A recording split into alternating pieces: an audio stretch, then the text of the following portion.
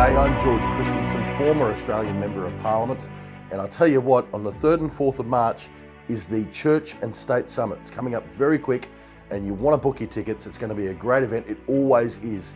This is about how faith meets our politics, and that's very, very important. I'm going to be speaking at the event, talking about the spiritual battle for Western civilization.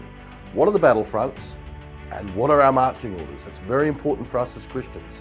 So please come along, hear me, hear many other great speakers that are lined up to deliver really, really good, powerful messages to you. 3rd and 4th of March, don't miss it. Church and State Summit, www.churchandstate.com.au. May all that you stand for and that we stand for be preserved under the providence of God for the happiness of mankind. The trouble is caused by unthinking people who carelessly throw away ageless ideals as if they were old and outworn machinery.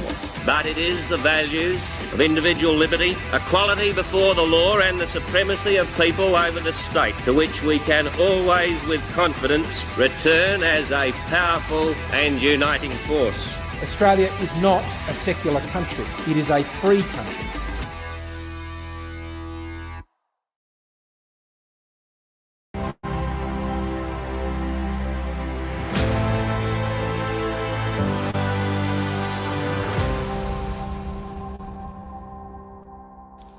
What would you say to kids, young adults, who have just graduated from school, formal education? Rob, let's go to you first, and then Sandra, you can answer this one as well. I would say you've probably received a lot of really good advice today. I think the take-homes are that you've got to be engaged in the public sphere, particularly in politics, particularly in your children's education. I think in terms of the next season in education, Dave hit the nail on the head in looking at homeschooling. We're probably at a place where we were in 1964 last, actually, when Sir Robert Menzies started funding Christian schooling, and probably that was the beginning of the death of Christian schooling. We're probably at that place right now with homeschooling. So my advice would be to begin to prepare yourself for that season with your kids, because it's coming. Yeah. Sandra, recently high school graduated students, what advice would you give to them? Firstly, I would encourage them to keep connected to their local church, and to be, and also, I know this sounds funny, but their parents, their parents' influence and their church.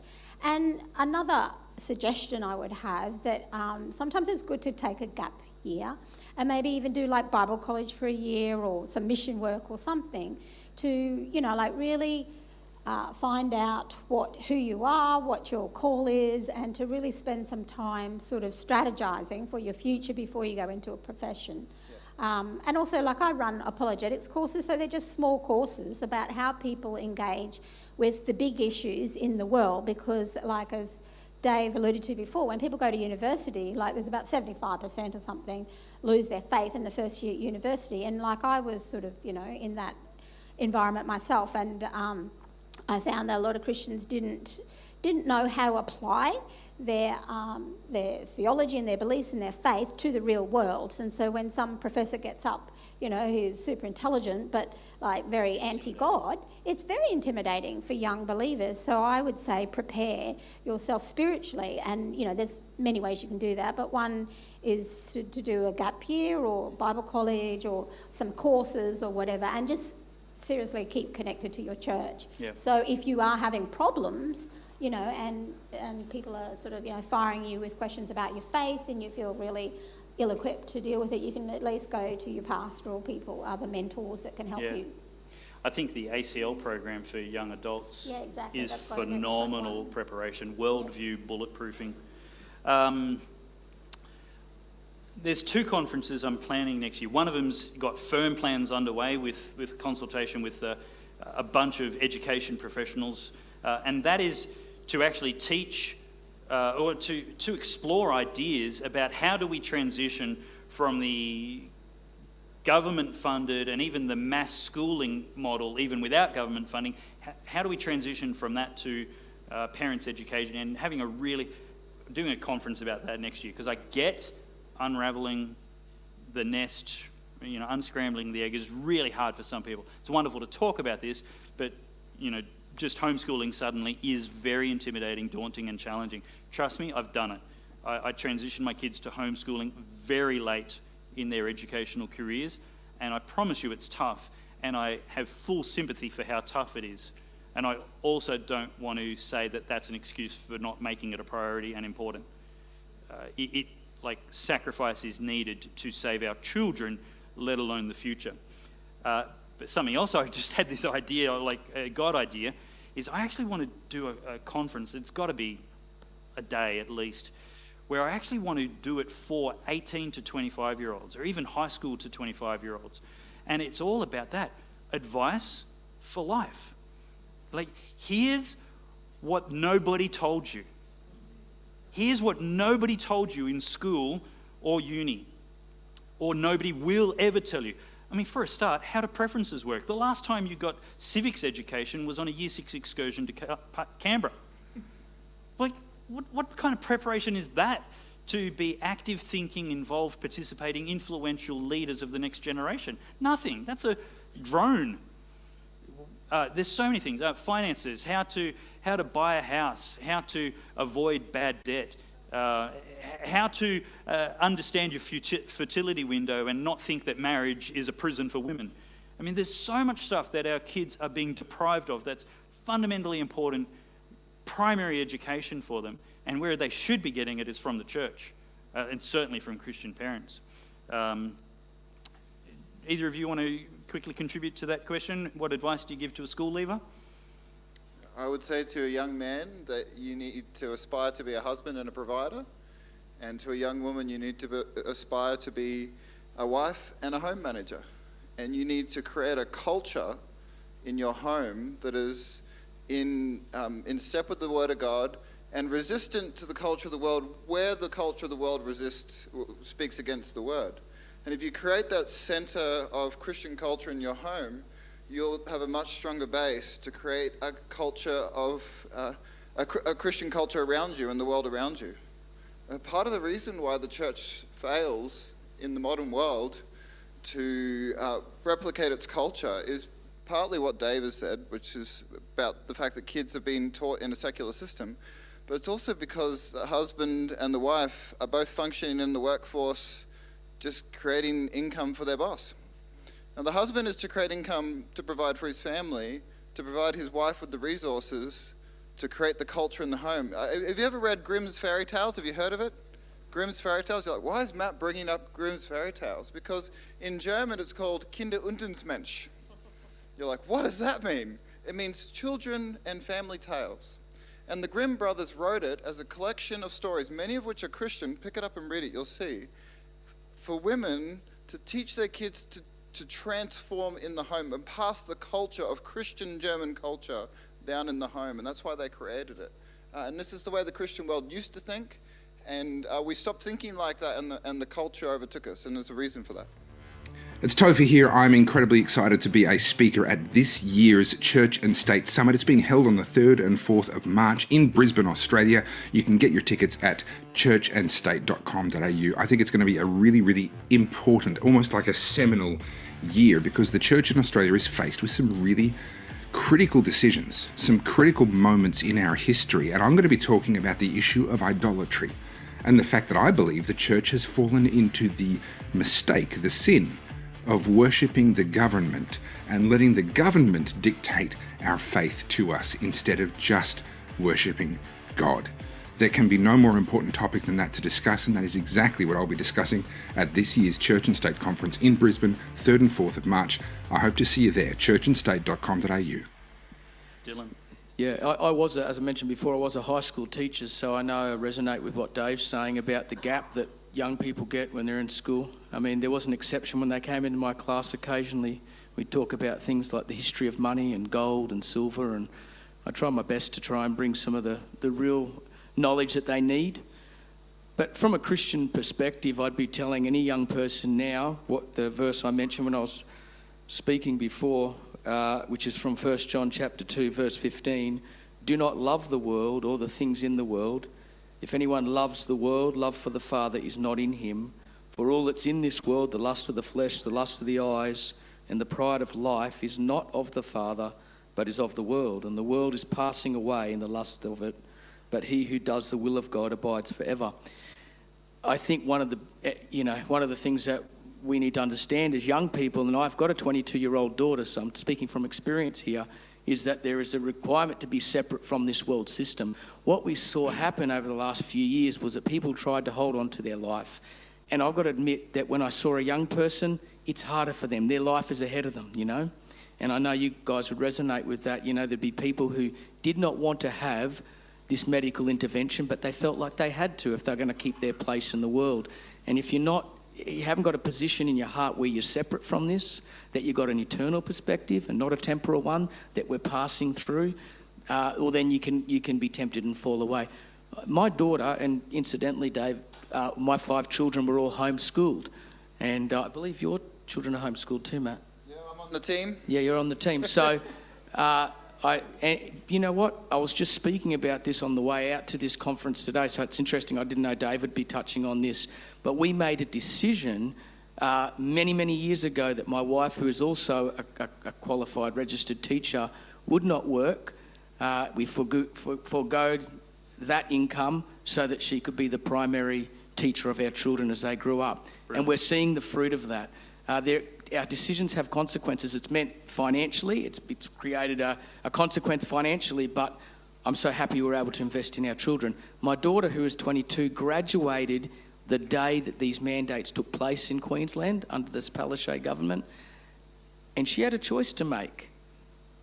She'd spent 4 years at university. She'd been overseas twice to work with impoverished children overseas. She's called to teach and to be a mentor to these young children. And here it was, before her career even started, it was snatched off her. And we didn't know at that time how long these things were going to last. And all I could do was give the advice that I just mentioned now. Sweet, you got to think about, you know, the fact that this is all passing away. It's a temporal thing. You got to do what's right for your conscience and make a stand. And she did. So for the next 6 months, she worked with horses in the mud, because a lot of rain at that time up until July. She worked in the mud with these horses and did that job. She worked hard. She was faithful. And when the mandates dropped, she was a little bit nervous to go into the classroom because there'd been that gap. But praise God, in the last few weeks, she's ventured into the classroom for the first time, and they love her there. She's getting job offers everywhere. She actually had 2 job offers when the mandates kicked in. So there's hope for our young people if they dig deep and they remember the higher call. They'll be able to make a stand in this world as perverted and crooked as it is. Brilliant. Are you taking an offering? No, we're not going to pass the hat or bag or thing around. At the back at the Church and State banner, Chris will be there afterwards. He's got an FPOS device if you want to just donate from your debit card or something. You can also take cash if you'd like to give an offering. We would gratefully receive that, thank you. And then there's also the screens with the how to give before. Maybe can you just put that up again just for 60 seconds? Take a photo if you like. It's got the website address, the direct deposit details, and you can also just scan the QR code with your camera on your smartphone and donate through the website if you like. But thank you for that question. And regarding using our voice, what do you think is the most effective format to do this? My short answer, and then I'll pass it around, is the verse from Ecclesiastes. Whatever your hand finds to do, do that with all your strength. Sorry,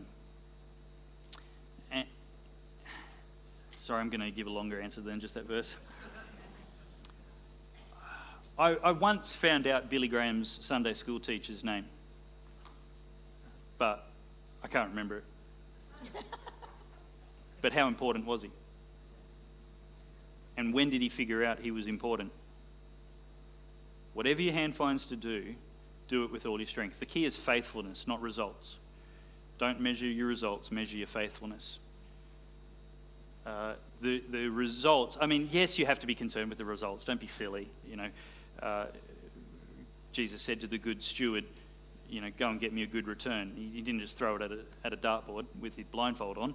He actually thought about it and was as good as he could be. But the point is that the results are God's responsibility. Obedience and faithfulness to God's leading is yours. And so if Billy Graham's Sunday school teacher had have been obsessed with results, he might have quit at just the wrong time. So faithfulness and obedience. Anybody else want to answer that regarding what do you think is the most effective format to use our voice? You're all about grassroots activism, so I want to tee this up for you. Yep. Well, you use your voice wherever you have permission. I think we have a responsibility, firstly, to speak to the person next door to us.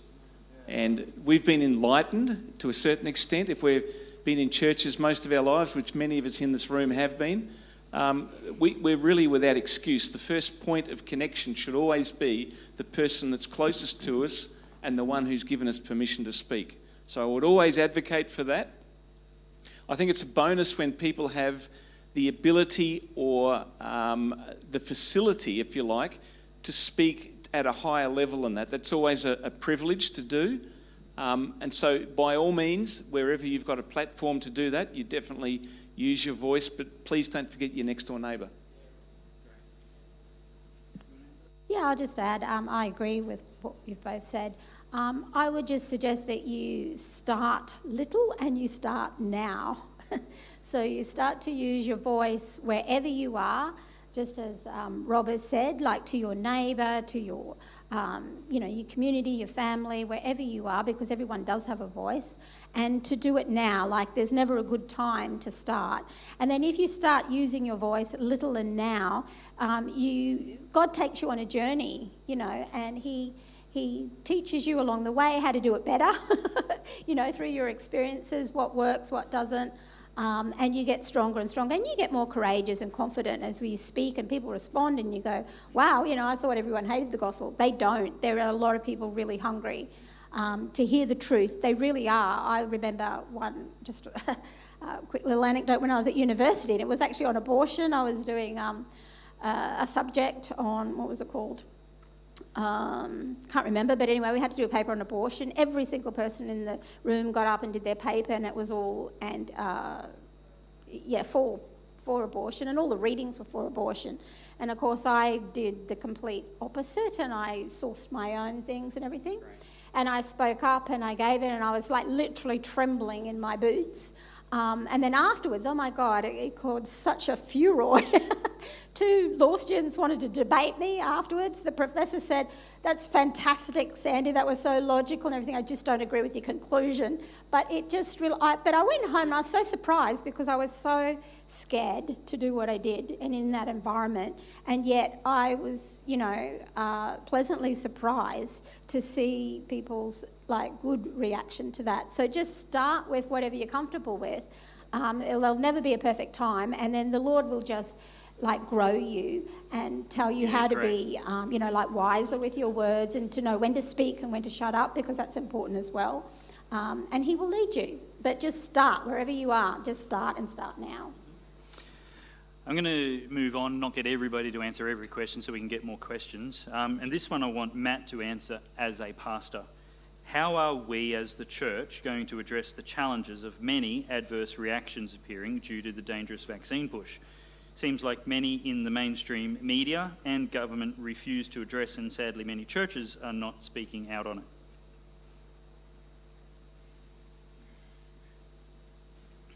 Where do I start? I'm angry at the response to the church on COVID.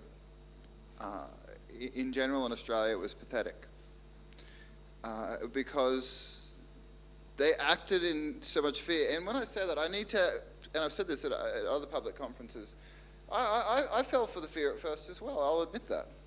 But then very quickly, got reined in by the reality of what was happening. And the simple answer to this is just to be honest. It is not rational in any way to say that you could give a mass amount of people an experimental medication and there not be downsides. Am I wrong? Does anyone want to disagree with that? Is there an epidemiologist who wants to tell me I'm wrong? Or anyone? They're on Channel 7. Yeah, but it's not rational. There's not a medication. There's not an intervention that is rushed and experimental that you can give to a large group of diverse people who have different biologies. We're not all the same inside, actually. We're different in a lot of ways. Now, we are same in the sense that we're human beings, but I mean, we all have differences because of environment, genetics, background, ethnic background, also all this factors in, right? And so the fact that you can say that you can give everyone the same response quickly and then say, but it is not going to be any bad effects, or the bad effects are going to be negligible, is just not honest, it's not rational, and it's not true. And so the answer is very simple. The church just has to be honest and acknowledge them. And when somebody comes to you and says, I had a bad reaction, don't immediately say, well, what else could it have been? The way an experiment works is, and the way a mass experiment like this works is you are to collect all of the data, and every reaction is to be considered a result of the medication, and then it's collated, and then what they do is they go through and they observe patterns and consistencies, and then the stuff which doesn't line up with patterns is put aside, and the stuff which does is that which is very much more likely. Correlation does not equal causation. Correlation tells you where to look, and that's what it does. And so the correlation of all of these bad side effects coming from the mass rollout tells us where to look. And as a pastor, you just have to be honest and say, yep, it's rational to accept that there is a downside to a mass-produced vaccination given quickly. And therefore, if somebody comes to me and wants prayer for healing, I'm going to pray with them. If somebody comes to me and says they're angry about what their boss did for them, I'm going to empathize with them. If somebody comes to me and says, look, I think that this is what has happened to me, just listen to them. The church's job is to be a shepherd in this and walk with people. And one of the sad things, the reason I'm so angry about this is because I know for a fact, from having talked to other people, so that a lot of people in a lot of churches, and I hope this isn't many, but I've just heard from some people in some churches that just being told they're a conspiracy theorist or whatever if they even bring this up. And that's not right. It's not right. It's not rational. It's just not rational. Yep. If you gave... I'm going to repeat myself. So I think the church's responsibility is to be honest and recognize that a mass medication that was quickly... Okay, I'm going to give you an illustration which you're going to think is ridiculous, and hopefully by the end of it you don't. The Xbox 360. I told you, you would think it was ridiculous, right? Has anyone heard of the Xbox 360 Red Ring of Death? Red Ring of Death. This guy has. Awesome. Somebody in the room who knows what I'm talking about. So the Xbox 360 is a gaming device. Your grandkids probably have one, or maybe your kids. Make it a shorter answer. It's very short. Yeah, okay. I'll summarize very quickly. So what happened is they produced this new console, and then they start dying. And when it died, it got a red ring.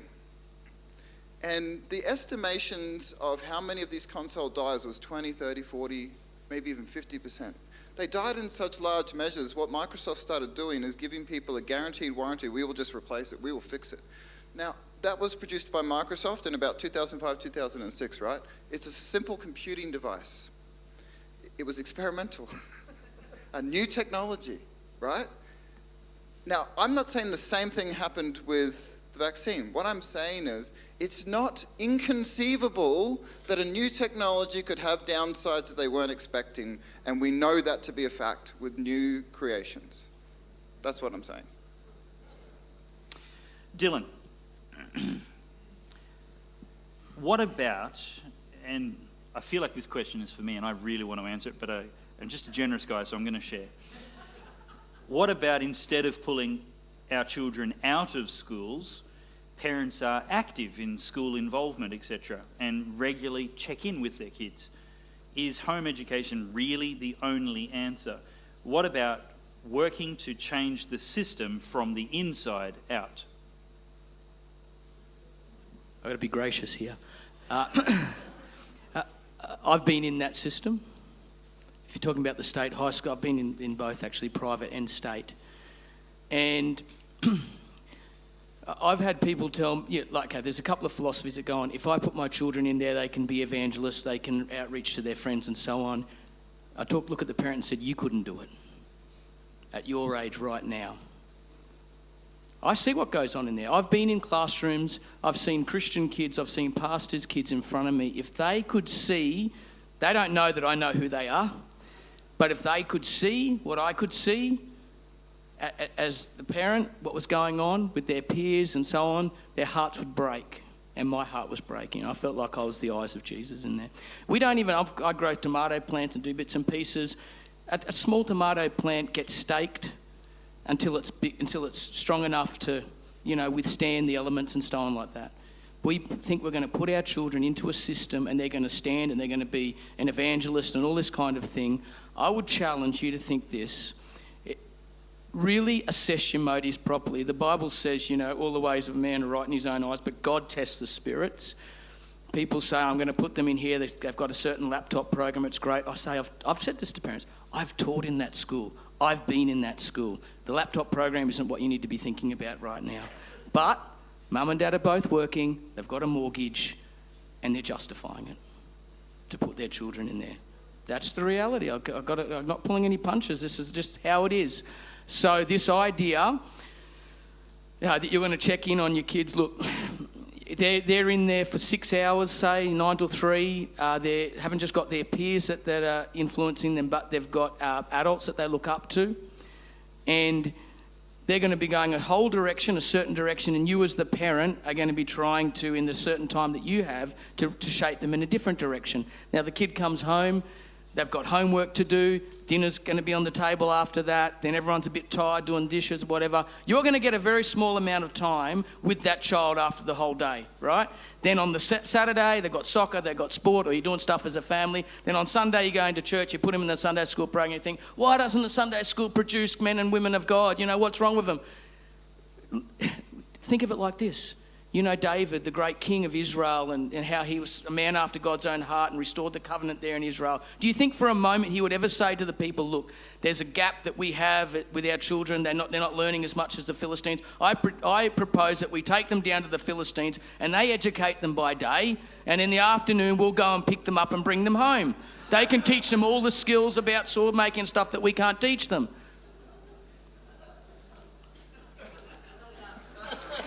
I'll leave it. I said, there's a bit of fun. My name is Gabriel Moens. I'm an emeritus professor of law at the University of Queensland. In my career, I have been teaching around the world in the United States, Europe, and of course, Australia. I'm delighted to participate in this conference, the 6th Church and State Conference, one of the most prestigious conferences in Australia. This year I will be one of the speakers, and my presentation will deal with the right to civil disobedience. It's an important topic, especially in challenging times, like for example the COVID-19 pandemic. In my presentation, I will discuss the requirements which have to be met in order for an act of resistance to qualify as civil disobedience. I hope you will enjoy my talk, and I very much look forward to talking to you during the conference. Buy the tickets, please. Thank you. He's asked me, and I'm going to hold him accountable. You're going to hold him accountable. He promised one sentence. Dylan is a public school teacher and he chose to homeschool his kids.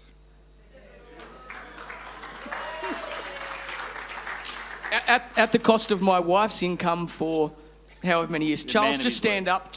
This is my son, Charles. He's 15. He travelled, my whole family have travelled the country with us over the last year. They've scrubbed floors in Coracai and the flood relief efforts in New South Wales. They've been everywhere.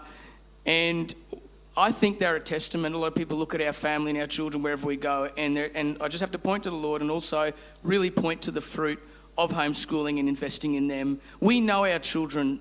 My wife says that we know each one of them so well, and I think that only comes with the amount of time you have with them, and they're so bonded together. And look, it's not that they don't do other things, involved in sport and fishing and friends and all that stuff, and people look at me, but what about their socialisation? I say, I see the socialisation in there. If you want that, go for it. But they don't want that, and the children certainly don't want that. I've seen the wreckage, I've seen the carnage, it breaks my heart. There've been times I've stood in those classes and literally tears are running down my cheek. I'm trying to wipe them because I can see what's going on, you know, and and it's getting worse, as we saw, and now worse. Dave is speaking so vocally, and others. You know, this is the time to really assess what you're doing with your children, where they are, because you'll lose them.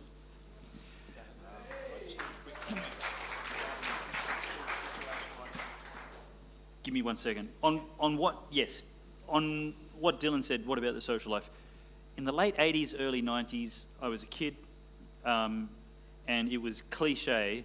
He was homeschooled. You know, his personality problems are explainable because a little bit later in life, this year, the most impressive children I meet are homeschooled. The most functional, sociable, polite, biblically grounded, intelligent, articulate, engaged. I mean, we just come back from Moree, where Chris and I were 3 months ago, and oh my goodness, like they're bringing kids to these political conferences, and they're starting, you know, they see political conference goes from 1 p.m. till 9 p.m. and they're like, maybe we should go for half. And the kid, 15-year-old, is going, yeah, that'd be fun. At dinner break, after 4 hours, the kid's like, can we stay? I want to, you know, watch the rest of it. And we're talking a room like this, full of kids, young, not looking at their iPhones for the whole time. And the difference is they're homeschooled, and their parents banned them from those devices. I'm like, they were raised without screens. I'm saying what we need is paradigm-breaking, culture-shifting reconsiderations of how we do it. And I get that for most of us, we've built our lives around the way it worked in the 80s and the 90s, and it just won't work that way in the 30s and 40s. It's not going to continue to work. We have to turn the Titanic, and I get that might be slow. Dave, can I have 2 sentences? No, it's his turn. He's in the queue. Look, I think all that's true. I think we have a little window of transitional period where we probably will see homeschool dominate, particularly in Christian circles. In the meantime, decisions in Queensland about the ability of schools to hire Christian staff won't kick in for about 12 months, is my suspicion. We've got a couple more rounds of round tables with the Attorney General. The idea is that there will be a exposure draft that will go up about middle of next year, and then about this time next year, the government will probably table some legislation that hopefully is not as bad as the Northern Territory, but it means we've got 12 months. So we should be using that time really wisely to begin thinking about the next season of education, which is what we keep rewinding back to. In 1964, who did I say it was? The Prime Minister. Menzies, sorry, I'm having a seniors moment. Scottish. Menzies introduced legislation to fund Christian education. That was the beginning of the end of Christian education, Amen. Unfortunately. That's right. Because we've now become dependent on it. Yep. So what I'm suggesting is we've probably got 12 months of really good times ahead in Christian schools. And then even then, once that legislation, if it does kick in, there'll be a bit of a winding down, I guess. I hope I'm not being prophetic. But what I'm saying is I think we have time. We have 12 to 18 months to begin thinking about transitioning out of the system and into something that's the new season. Yeah, absolutely. Dylan? I was just going to say, you mentioned before, David, Topher Field. Who knows Topher Field? Homeschooled.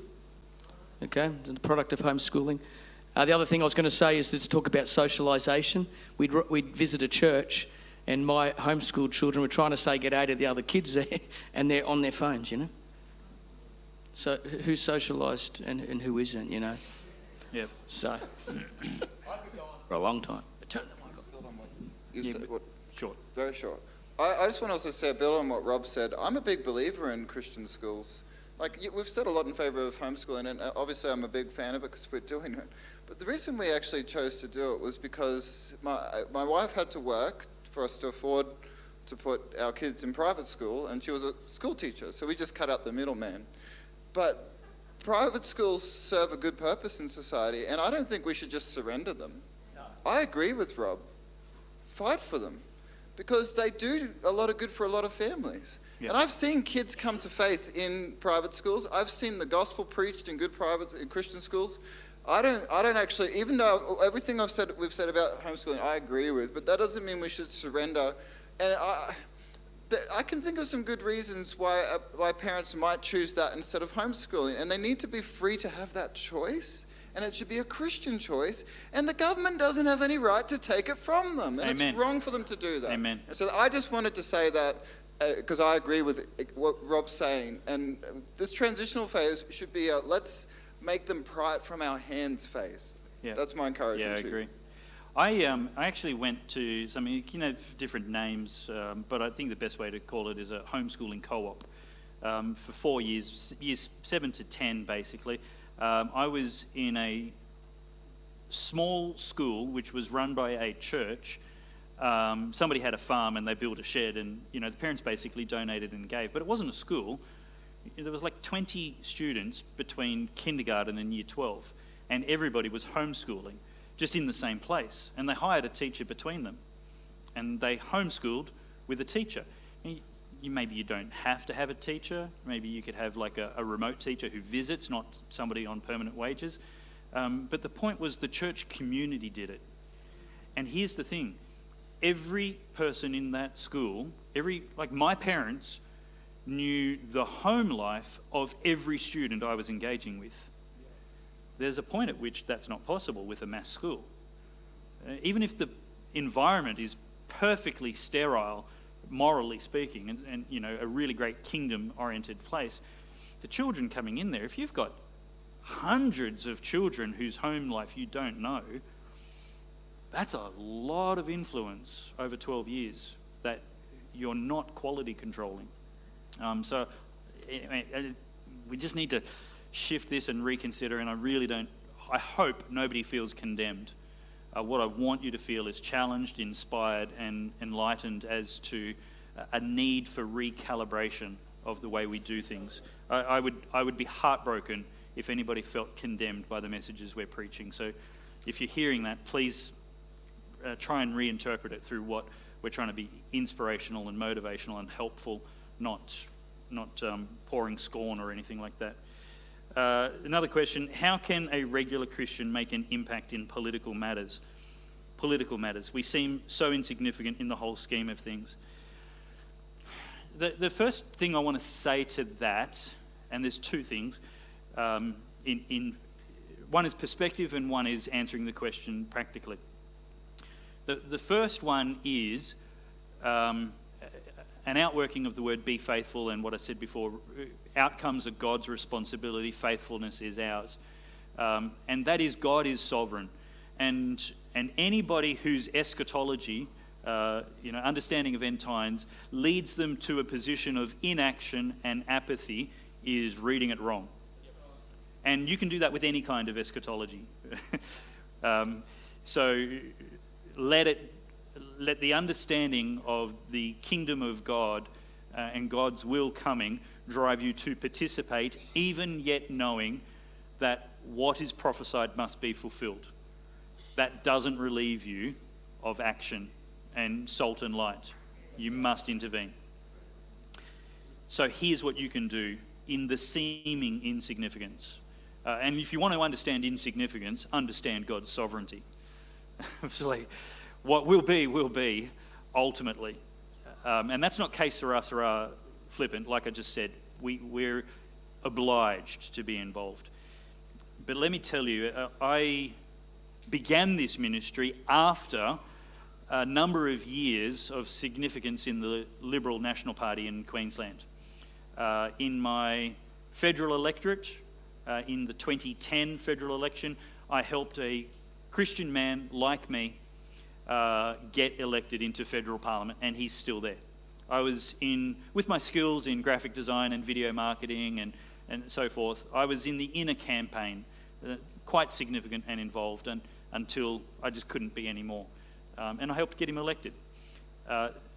And 2 years later, in the 2012 election, when Campbell Newman was swept into power, I was the local branch chairman and campaign director of a state seat. This was a safe Labor seat, and the Labor candidate had a 15% margin, very safe Labor seat. We got 16.5% swing. We were the biggest swing in any seat in Queensland to change hands. I mean, there were bigger swings, but they still lost because the Labor candidate had a bigger lead, but we were the biggest swing to actually win. So with that, let me say, I have some understanding of branch party politics, and I got out of it all. The reason I got out of it is no longer a valid reason. The reason I'm staying out of it is because I am a commentator and describe the actions of political parties, whether good or bad. And Corey Bernardi was my party leader when I stopped being a member of any party. And I said to him, I am going to criticise your party if you do something wrong, and I'll say something good if you do something good. I have to be credible. That when I praise you, people know I don't have any other option. And so I'm going to let my party membership lapse. And he said, great plan, thanks. He was very secure about it all. But that's why I'm no longer a member of a party, is so I can say Liberal Party bad. Publicly on a big platform, like Matthew Guy, very bad. Here's how you be significant. In a federal election, you are in an electorate with roughly 90 to 110,000 fellow voters. Your vote, your voice, the same value as anybody else's voice, is 1 in 100,000. 6 months before that, a group of maybe 50 people got together and said, here we have a number of candidates. Might be 2, might be 5. A number of local people, men or women, businessmen or tradesmen or career people, and we're going to put them up for pre-selection. We're going to examine them. We're going to let them tell us why we should let them be our person at the next election.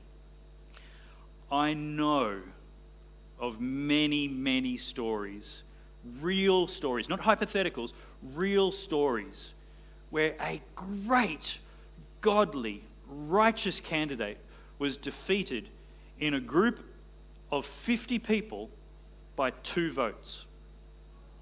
You want to know why the Liberal Party doesn't have good quality candidates? It's because there's not enough good quality members. It's that simple. You can be a voice in 50 or even 100 or possibly 30 instead of a voice in 100,000. Your voice becomes much more significant if you turn up. And I'm not saying you have to support them. I'm saying you have to turn up. I'm not saying you have to donate for them. And if I was a member of the Liberal Party now, I would drive to an electorate where there was a candidate I could support if the local candidate wasn't worth supporting. Because I want to help good people get into Parliament. I don't need to be a politician.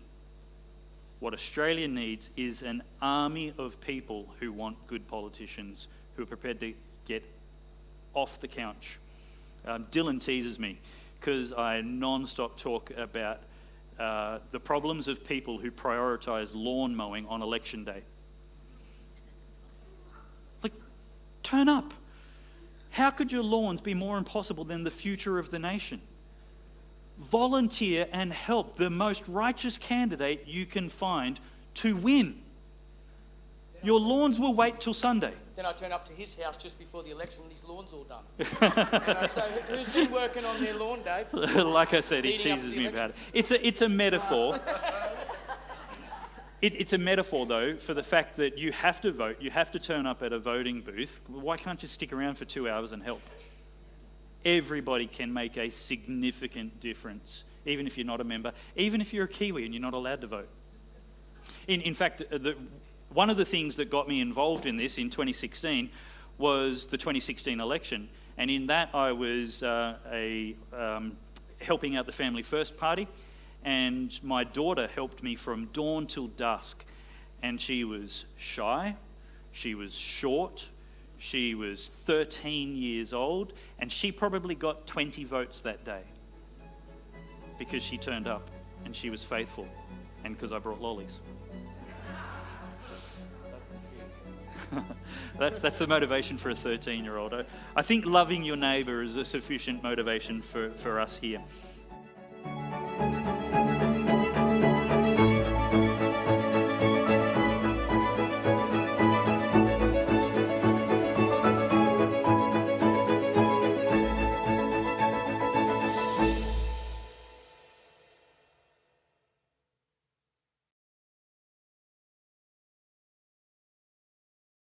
Former Australian Member of Parliament, and I tell you what, on the 3rd and 4th of March is the Church and State Summit. It's coming up very quick, and you want to book your tickets. It's going to be a great event. It always is.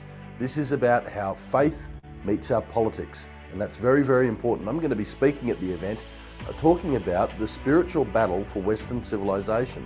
What are the battlefronts, and what are our marching orders? It's very important for us as Christians.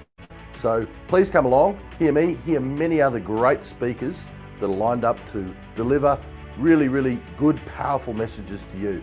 3rd and 4th of March, don't miss it. Church and State Summit, www.churchandstate.com.au. Today, we need a special kind of courage. Not the kind needed in battle, but a kind which makes us stand up for everything that we know is right, everything that is true and honest. We need the kind of courage that can withstand the subtle corruption of the cynics, so that we can show the world that we are not afraid of the future.